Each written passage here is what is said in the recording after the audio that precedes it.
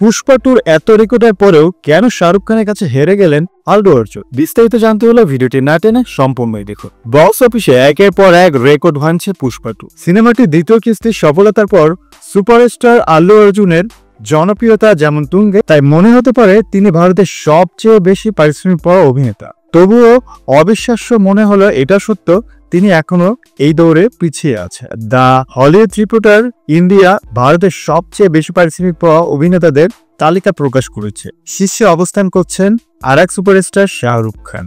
The Hollywood reporter India অনুযায়ী শাহরুখ খানের পাঠান ছবি থেকে 350 কোটি রুপির বেশি লাভ এনে দেয় তাকে। আর এরই ফলেই ভারতের সবচেয়ে বেশি পারিশ্রমিক পাওয়া অভিনেতা হয়ে উঠেছেন শাহরুখ খান। সো ভিউয়ার্স, শাহরুখ খানের রেকর্ডটা কি ভাঙতে পারবে আল্লু অর্জুনের পুষ্পা টু? অবশ্যই কমেন্ট করে জানাবেন। আর এইরকম মিডিয়া জগতের নিত্য নতুন আপডেট পেতে আমাদের চ্যানেলটি সাবস্ক্রাইব করে সঙ্গেই থাকুন। ধন্যবাদ।